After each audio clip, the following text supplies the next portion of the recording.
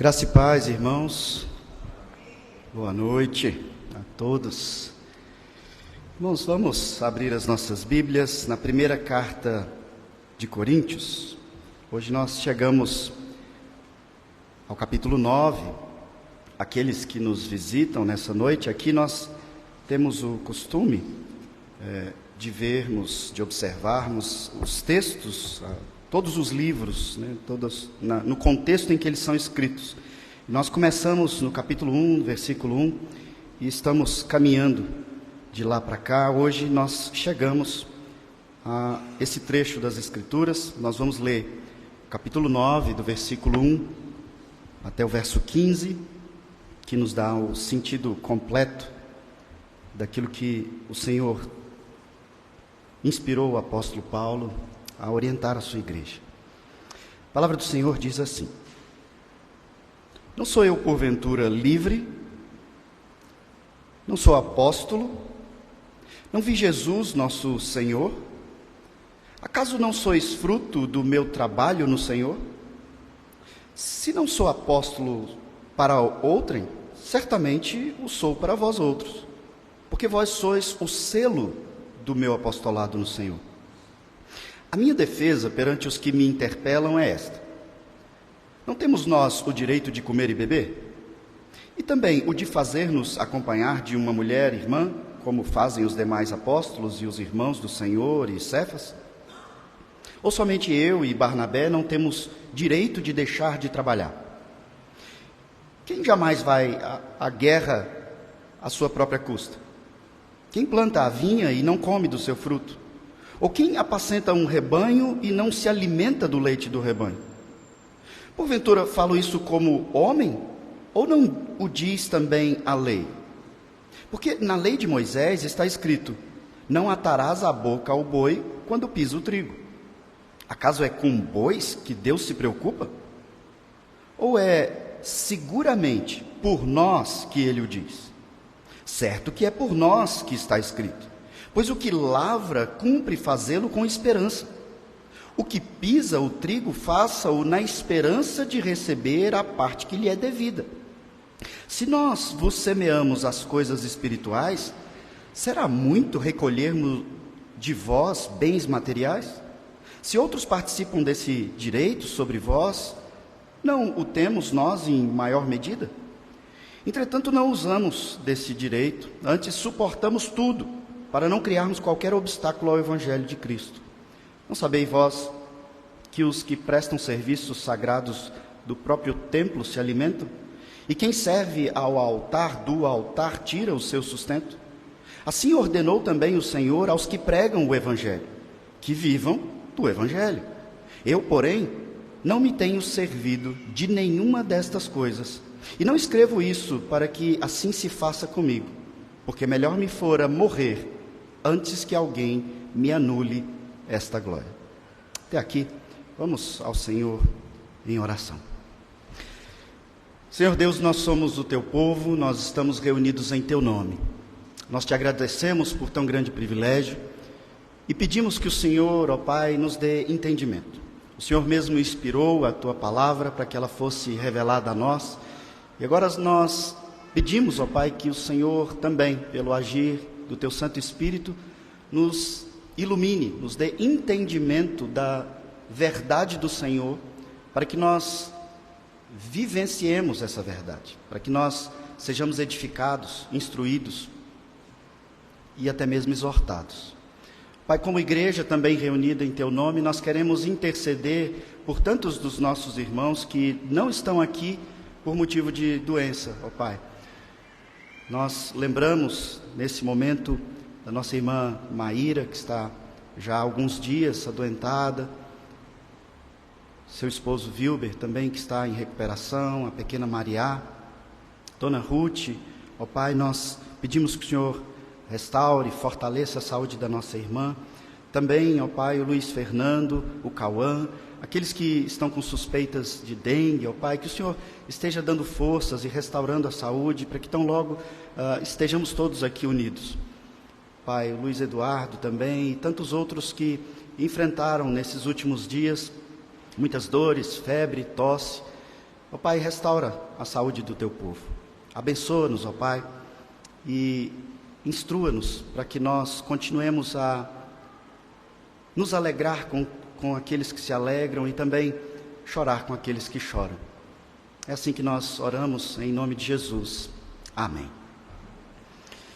Meus irmãos, o poeta Mário Quintana, ele deixou num caderninho de anotações, em um dos seus caderninhos de anotações, ele deixou escrito ali o epitáfio dele. Epitáfio é aqueles dizeres, aquelas frases que se coloca no túmulo. Quando a pessoa morre, então você escreve ali. E ele se deu ao trabalho de escrever o que ele queria que fosse escrito no seu túmulo, sabendo ele da sua projeção, da sua importância para a sociedade, para a cultura. Ele apenas anotou ali que deveria ser escrito na lápide dele: eu não estou aqui. E parece bem bobo, né? Um homem da estirpe de Mário Quintana apenas dizer: eu não estou aqui. Mas quando nós refletimos sobre aquilo que ele escreveu, nós começamos a entender aquilo que ele estava comunicando até mesmo depois da sua morte, a todos aqueles que, por sua importância, fossem visitar o seu túmulo. As pessoas deveriam entender que o valor de Mário Quintana, a importância daquele homem não estava ali, debaixo da terra, um corpo que se decompôs. Não.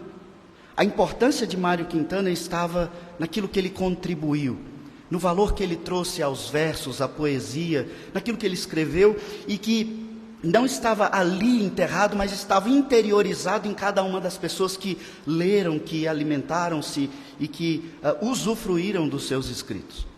E quando nós pensamos sobre essas coisas e refletimos sobre a nossa própria vida, ainda que você tenha uma série de sonhos, de propósitos, de metas, objetivos, lá no fundo, o que todos nós queremos é ter essa importância. Os pais querem que os filhos se lembrem deles. E essa importância que nós temos na vida uns dos outros, como uma viúva que se lembra com carinho do seu marido, um filho que se lembra dos seus pais ou dos avós, essa importância não deve ser enterrada ali. Ela deve ficar internalizada, viva na nossa memória sobre aquilo que aquela pessoa nos instruiu, nos deixou de valor na convivência, nas alegrias ou até mesmo nos momentos tristes. Todos nós queremos essa importância, queremos ter esse valor que vai além do túmulo. Ainda que você morra, você quer ser importante porque de alguma maneira, na memória e no seu valor, você ficou vivo.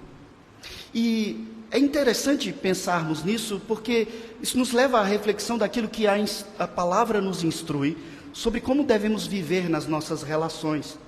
E o que Deus orienta ao seu povo é que nós, então, nos relacionemos não de maneira egoísta, mas aumentando e valorando a nossa importância através das nossas relações.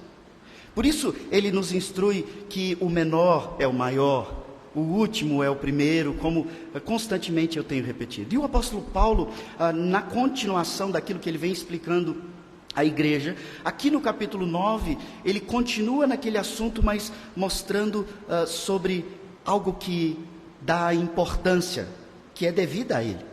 E veja, ainda pensando sobre ser importante ou não ser, você pode pensar, é lógico que não é um raciocínio perfeito, mas veja, você é importante para alguém.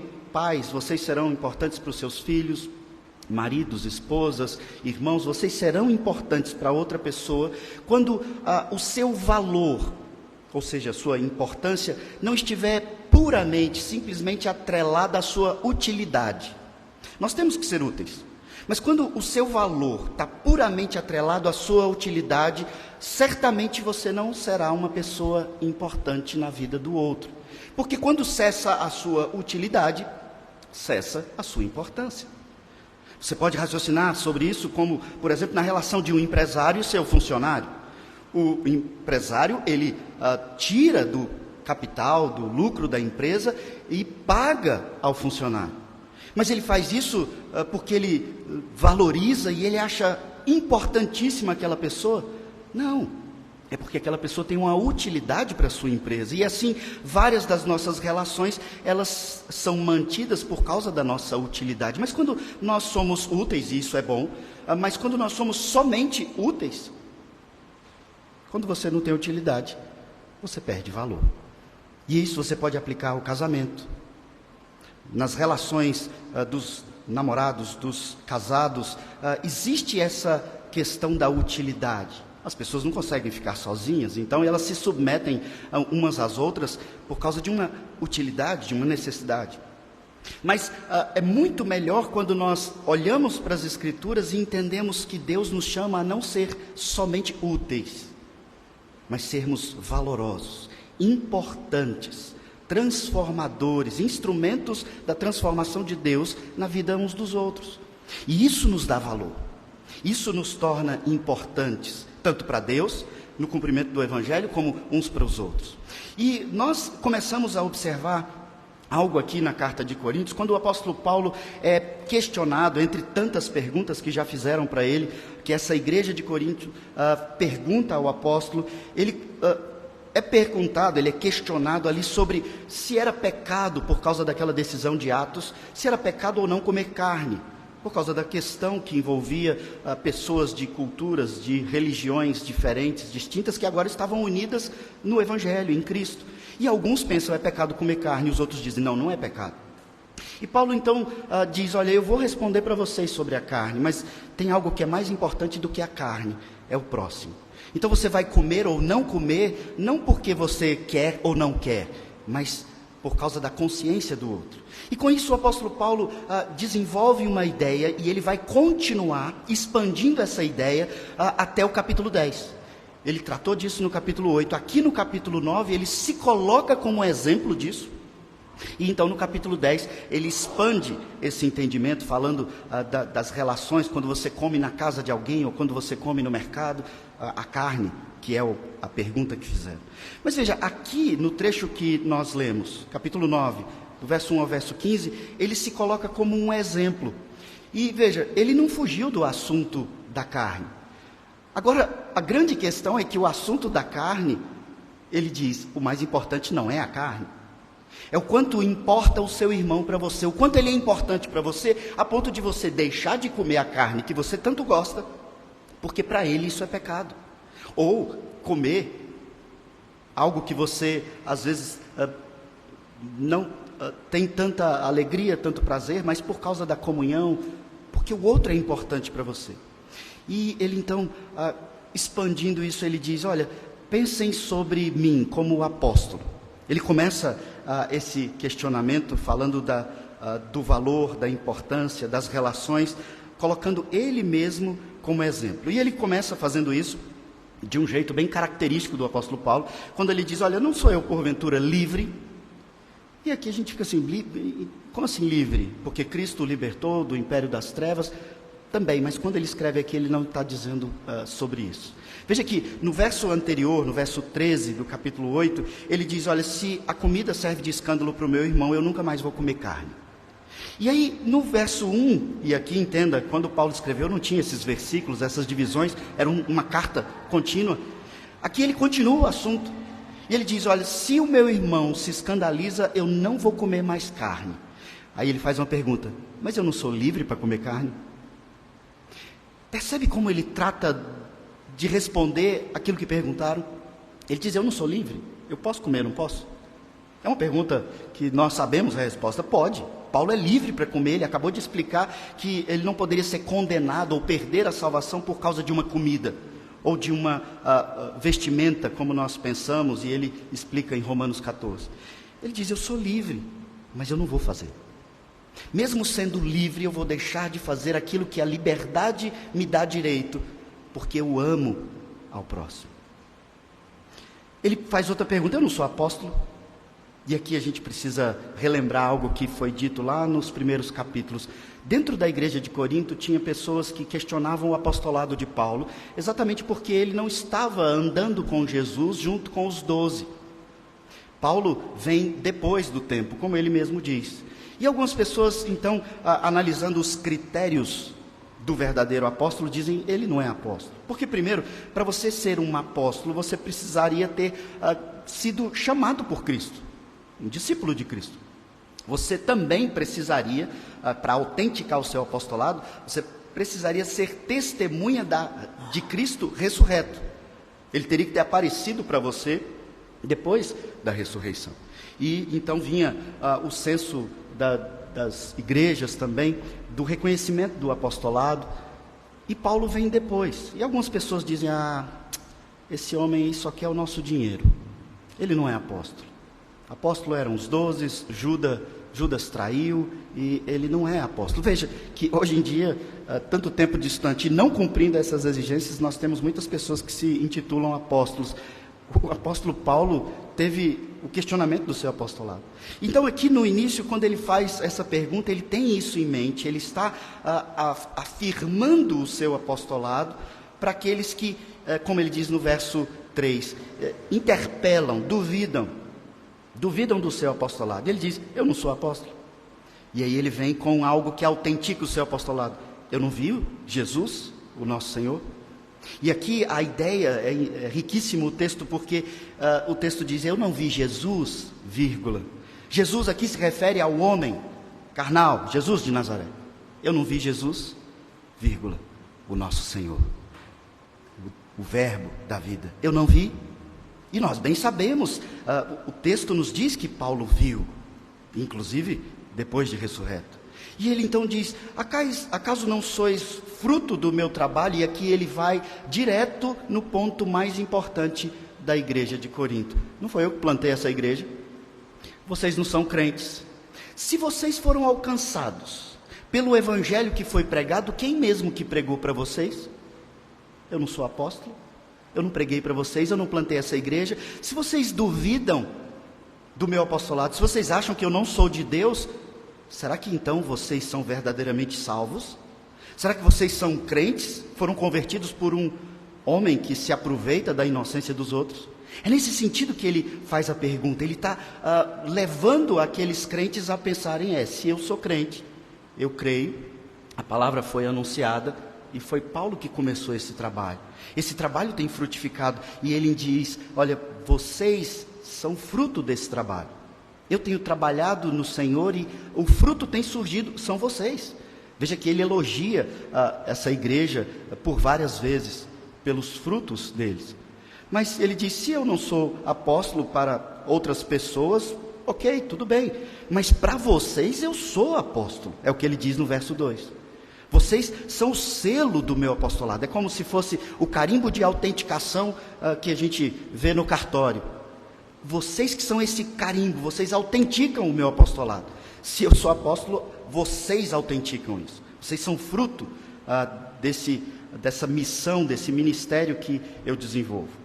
Mas então, ele continua no verso 3. A minha defesa perante os que me interpelam, esses que duvidam, esses que questionam,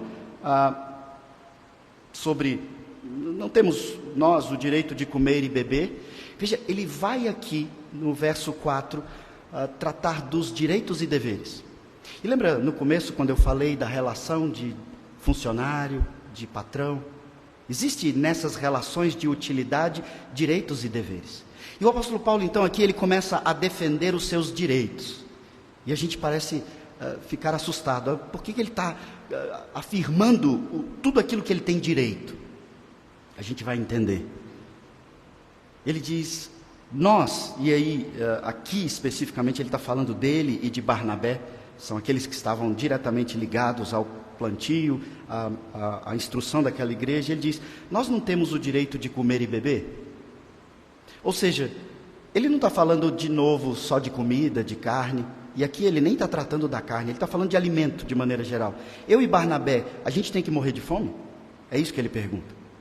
E ele diz, olha, eu trabalho por vocês, para vocês, eu vivo para o evangelho, e eu vou morrer de fome? Eu não tenho direito de comer?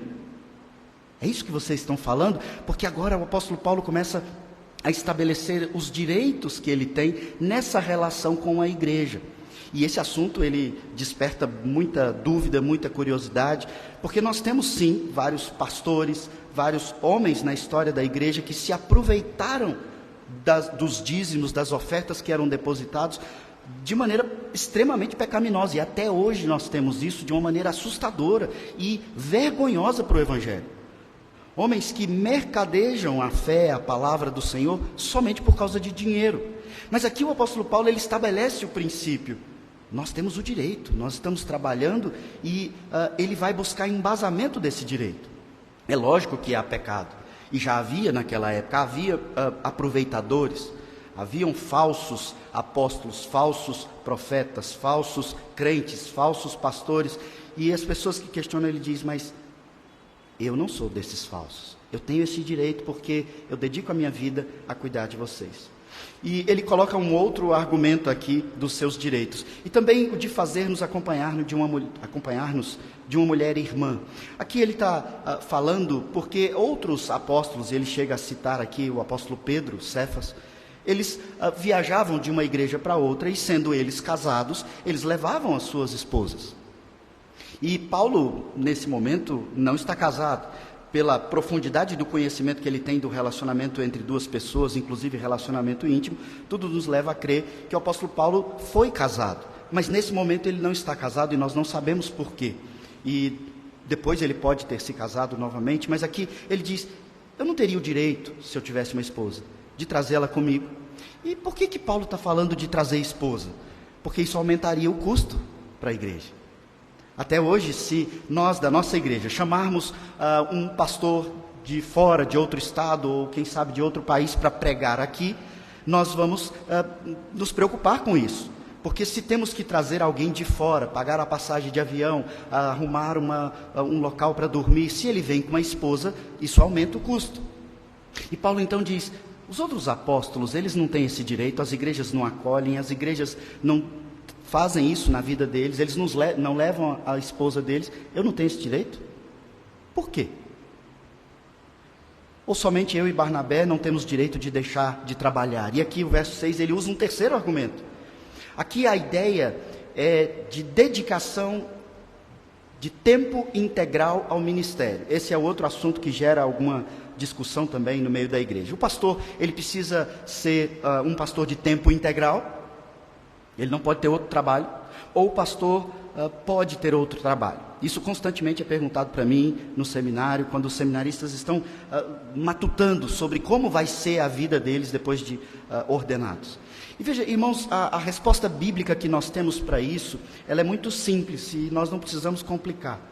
Pastores que têm condições de se dedicarem em tempo integral, certamente eles terão muito mais tempo e mais qualidade de vida e qualidade de ministério, porque eles têm tempo para isso. Mas isso não é uma condição fundamental. Ele pode não ser de tempo integral, mas ele precisa ser de dedicação integral. Ele pode até ter um outro trabalho por causa da condição, se assim for necessário. Digamos que ele está plantando uma igreja e aquela igreja não tem condições ainda de manter os custos de vida daquele pastor. E então ele precisa de ter uma renda de outro lugar. O apóstolo Paulo fazia tendas. Jesus Cristo, o Verbo, ele veio ao mundo com um propósito, com um chamado de nos redimir, mas ele também era marceneiro. Ou seja, não há pecado em você, como um ministro do Evangelho ou como um apóstolo naquela época, ter uma outra função. Mas era muito importante e ainda é importante e fundamentalmente importante que mesmo que você não seja dedicado em tempo integral, que haja dedicação integral, total. Todo o tempo que você tem, toda a prioridade é da palavra, é do ministério, é do anúncio do Evangelho. E Paulo diz, veja, os outros apóstolos não têm que fazer tendas por aí. É só eles que têm esse direito de deixar de trabalhar, porque as igrejas sustentam a vida deles e eles podem se dedicar. Igrejas, quando você tem dedicado ali, mas estou tendo que fazer tenda. Essa é a minha vida. E eu diria, argumentos não são errados. Não estou dizendo isso. Mas ele não está usando aqui de argumentos bíblicos ainda, mas ele vai usar daqui por diante. Ele diz no verso 8, porventura falo isso como homem, ou seja, É puramente um argumento humano? É minha opinião? É meu pensamento? Ou não o diz também a lei? Agora ele vai embasar os seus direitos como apóstolo na lei de Moisés. E então ele diz, porque na lei de Moisés está escrito, não atarás a boca ao boi quando pisa o trigo. E aqui, isso está um pouco distante da nossa realidade, compensa pensarmos um pouco. Havia na lei de Moisés, isso está escrito em Deuteronômio 25, verso 4, havia na lei de Moisés, ou seja, na Bíblia, na revelação da palavra de Deus, que aqueles que tivessem ali suas plantações de trigo, estivessem o boi ali pisando o trigo, eram duas pedras giratórias, e o trigo era colocado no meio, e o boi girava aquela pedra e ia debulhando, descascando o trigo, e Deus se deu ao trabalho de escrever na lei que quem tem esse tipo de trabalho não deveria amordaçar, colocar uma máscara, uma venda no focinho do boi. E Paulo diz, vocês acham que Deus se deu ao trabalho de colocar na lei dele que você não deve amordaçar a boca do boi enquanto ele está trabalhando ali, para que ele possa comer o trigo? A grande preocupação de Deus é o boi? É o que ele pergunta aí no final do verso 9. Vocês acham que Deus escreveu essa lei só por causa do boi? A resposta é muito clara no verso 10. Seguramente não, é por nós. Ele vai lá na lei mostrar que aqueles que trabalham para você, aqueles que são úteis no seu lar, na sua vida, na sua empresa, no seu trabalho, são subordinados a você. Você não deve limitar os seus direitos, você não deve extrapolar, você não deve sugar todas as energias, você precisa deixar ele usufruir do fruto do seu trabalho. É como você entender a relação de trabalho escravo ou semi-escravo. Deus já estava preocupado com isso, porque naquela época, lógico, quando a lei foi escrita, já haviam pessoas que estavam tão preocupadas em obter o maior lucro do trigo, que eles de fato amordaçavam o boi, para que o boi não comesse do trigo. E Deus então, observando isso, disse, se eles são capazes de limitar o alimento do animal que está ali, eu dei vida para aquele animal, eu fiz com que a terra frutificasse, o trigo crescesse, desse fruto, mas a pessoa, ela está tão preocupada e idolatra tanto o dinheiro que ela não tem a capacidade de deixar o animal se alimentar. Mas a sabedoria de Deus era muito maior do que uma preocupação com boi simplesmente. Se você tem pessoas que estão ali debaixo do seu contexto, você não deve amordaçar essa pessoa, deixa ele usufruir do fruto do seu trabalho junto com você. Aqui o apóstolo Paulo está começando a expandir os seus argumentos, tanto teologicamente, biblicamente, como também para chegar onde ele quer chegar, mostrando a verdadeira relação que deve existir entre as pessoas. Ele diz, Deus se preocupa com nós, conosco, pois ao que lavra, cumpre fazê-lo com esperança. O que pisa o trigo, faça na esperança. Ele não está falando de trigo literalmente. Ele está falando dessa vida, e veja, o apóstolo Paulo conheceu o livro de Eclesiastes, que nós vimos aqui, que fala dessa temporalidade da vida, e Salomão ali diz, olha, é tudo vapor, tudo passa, tudo se repete, e no final a gente vai morrer, e a gente não leva nada dessa vida, e Paulo sabia disso.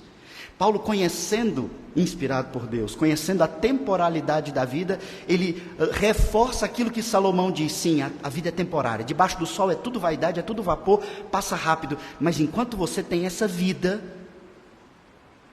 viva. Paulo diz, você precisa usufruir do fruto do seu labor. E, irmãos, nós, às vezes nos perdemos tanto nos nossos sonhos, nos nossos projetos, que nós deixamos de viver. Quanta gente repete internet afora que a gente luta a vida inteira para ter dinheiro, e quando a gente tem dinheiro, agora a gente gasta todo o dinheiro para ter saúde, porque a gente perdeu a saúde ganhando dinheiro. E isso é dito de diversas formas. Se nós não fizermos um planejamento mínimo que seja, valorizando o que tem valor na vida, Nós vamos nos perder porque até você cumprir os seus 20 anos de idade, você ainda está se preparando. Você está amadurecendo, você não tem muita coisa definida, nem na sua vida emocional, nem na sua vida estudantil, profissional. Mas então, dos 20 ali até, digamos, os 50, você foca totalmente no seu trabalho. Você precisa produzir, você precisa ser útil. Mas então, depois dos 50 ali aos 75, muita gente já começa a pensar: eu preciso me preparar para a morte. Eu tenho pouco tempo de vida, porque você ficou a maior parte do tempo dedicado a dar fruto temporal. E as Escrituras nos chamam a dar fruto atemporal, fruto de valor. Sermos verdadeiramente importantes e vivendo a vida em todas as suas cores, em toda a sua profundidade ou altura. Viva intensamente, lógico, diante de Deus, sem pecar, sem negar o Criador. E Paulo desenvolve esse assunto aqui de uma maneira muito profunda. Ele diz: se nós, os apóstolos, no verso 11, vos semeamos as coisas espirituais, será muito recolhermos de vós bens materiais? Veja, o apóstolo está dizendo para a igreja: se eu me dedico a instruir, cuidar de vocês, visitar vocês, orar por vocês, acompanhar vocês, aconselhar, pregar para vocês, será que vocês não podem cuidar das coisas materiais que eu preciso para sobreviver? É pedir muito? E aqui nós vemos um princípio bíblico no Novo Testamento que confirma aquilo que foi estabelecido no Antigo Testamento. Aqueles que vivem do Evangelho, da palavra, por assim dizer, que vivam. Ele chega a afirmar isso baseado naquilo que Cristo afirmou. Aqueles que vivem do Evangelho, que se alimentem do Evangelho. Agora, veja como ele, depois de argumentar de maneira tão profunda, ele diz aí na continuidade do verso 12: entretanto, e ele coloca no plural, ele e Barnabé, não usamos desse direito. Ou seja, nós não estamos cobrando isso de vocês, e nem vou cobrar. Nós temos suportado tudo, a gente faz tenda e fica orando de madrugada, estudando a Bíblia para pregar para vocês. Porque eu não quero que tenha qualquer obstáculo ao Evangelho de Cristo. O que Paulo explica aqui é: o Evangelho é tão sublime para mim, ele é tão importante, ele me tirou do império das trevas para a luz, que eu não quero que nada atrapalhe, dê um mau testemunho, dê motivo para atrapalhar qualquer pessoa de perceber, de enxergar a beleza do Evangelho. Ele falou: não quero que as pessoas fiquem preocupadas com o meu dinheiro, com o meu salário, com a minha comida, com a minha vestimenta, e de alguma maneira isso atrapalhe a eficácia daquilo que eu falo. Ele diz: não sabeis vós que os que prestam serviços sagrados ao próprio templo se alimentam, que servem ao altar, do altar tiram seu sustento? Aqui ele está buscando argumento teológico, ele está indo no Antigo Testamento. Ele está falando ali do levirato. A tribo de Levi era a tribo que não desenvolvia e nem se preocupava com os trabalhos regulares, que traziam lucro, rendimento, plantações, rebanhos. Eles não tinham isso. Eles nem sequer tinham terras, porque eles eram aqueles que estavam envolvidos e pela tribo de Levi, eles estariam todos ali envolvidos as coisas concernentes ao templo, à adoração, ao culto. Eles eram os sacerdotes, eles eram os levitas, os que limpavam o templo, os que cuidavam de todas as coisas relacionadas ao culto. E Deus, lá no Antigo Testamento diz: olha, a tribo de Levi não vai trabalhar fora, eles vão trabalhar nas coisas espirituais, e todas as outras 11 tribos sustentem a tribo de Levi. E a tribo de Levi era das que tinha maiores farturas. Deus havia definido isso lá no Antigo Testamento, e Paulo diz: é assim que continua sendo. O princípio não mudou aqui no Novo Testamento. Assim, ele diz no verso 14: ordenou também o Senhor, e aqui ele está falando de Jesus Cristo, aos que pregam o Evangelho, que vivam do Evangelho, como eu disse anteriormente. Mas então a gente chega no verso 15, que nos leva a entender toda essa argumentação sobre os direitos e deveres. Direitos do apóstolo, deveres da igreja. O verso 15 ele explica onde ele queria chegar, mostrando o verdadeiro valor daquilo que ele estava vivendo e se colocando como modelo daquele que deixa de comer carne, que ele tem direito de comer, porque ele ama o próximo mais do que a carne. Olha como ele diz no verso 15: eu, porém, não me tenho servido de nenhuma dessas coisas. E não escrevo isso para que assim se faça comigo. Ou seja, eu não estou cobrando. Eu não quero que vocês venham agora me dar tudo isso que eu estou expondo para vocês. Porque eu prefiro morrer. Ele diz, melhor me fora morrer antes que alguém me anule essa glória. E aqui, entenda, Paulo não está sendo orgulhoso, arrogante. Eu tenho a glória de dizer que eu não dependo de ninguém. Não é nesse sentido. O apóstolo Paulo aqui, quando ele afirma, eu não quero que a glória seja anulada, ele está nos ensinando sobre o verdadeiro valor e importância que nós devemos entender e desenvolver na vida uns dos outros. É glorioso quando você é importante para alguém. E eu digo, você vai ser importante para alguém quando você não se mantiver apenas nos direitos e deveres. Quando você for além da utilidade, quando você for além dos seus direitos. Um funcionário vai ser extremamente importante para uma empresa quando ele vai além daquilo que ele obrigatoriamente tem que fazer. Na relação comercial. Um marido, ele vai ser extremamente valoroso para sua esposa quando ele for além daquilo que ordinariamente maridos têm o dever de cumprir com as suas esposas e vice-versa. Filhos serão extremamente importantes para os seus pais e pais serão extremamente importantes para os seus filhos quando eles forem além dos direitos e deveres.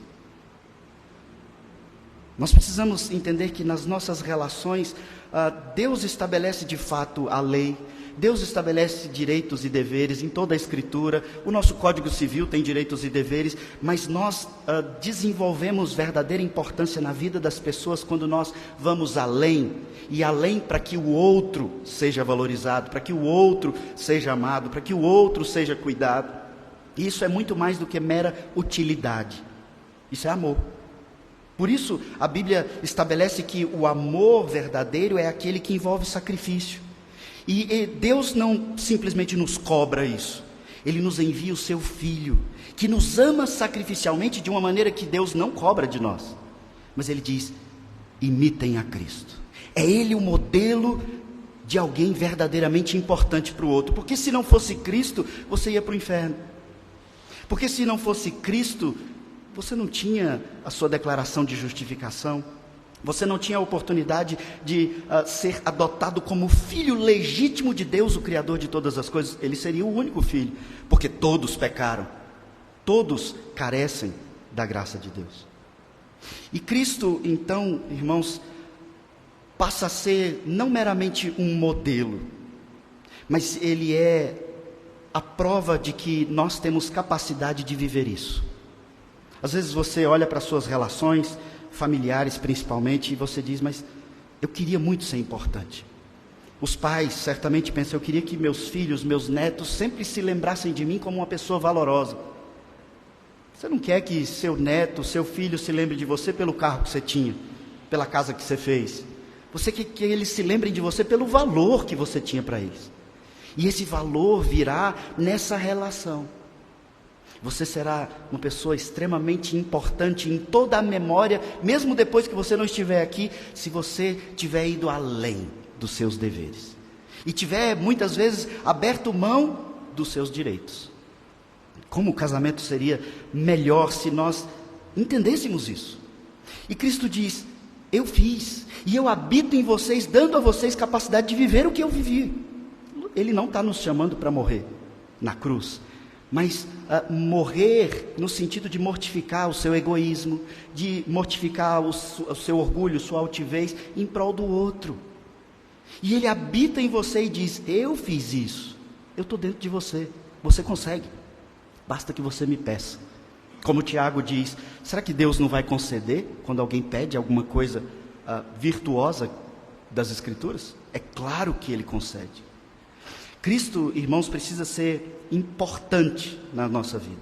Não simplesmente, como eu disse no início, por causa da utilidade dele para nós. Porque ele nos salvou e pronto. Não, um dos grandes motivos de Cristo ser importante é porque nós somos imensamente importantes para Ele. Ele deu a vida por você. Será que você ainda encontra algum espaço nas suas emoções para entrar em depressão porque você é uma pessoa solitária e não amada? Cristo deu a vida em demonstração de amor por você. O Verbo, o Criador de todas as coisas. Ele abriu mão de toda a sua glória, se humilhou de maneira que nós sequer conseguimos imaginar, para que você entendesse: eu sou muito importante. E Ele então passa a ser extremamente valoroso para mim. Não porque Ele me deu um ticket para ir para o céu. Porque Ele é Deus, o Verbo, o Criador com o Pai. E Ele abriu mão de tudo isso por você. Ele é o modelo das nossas relações. Paulo, a gente pode comer carne ou é pecado? E Paulo diz: tem algo mais importante do que a carne. Você é livre para comer o que você quiser. Pode comer carne, não é pecado. Mas se isso vai afetar a fé de alguém, não come não. Por amor, por sacrifício. Você vai ser uma pessoa importante, um instrumento de Deus na vida do outro. Você quer ser importante? Seja útil. Útil não é ruim, mas não seja apenas útil. Vá além da utilidade. Tenha verdadeiro valor na relação que você está desenvolvendo.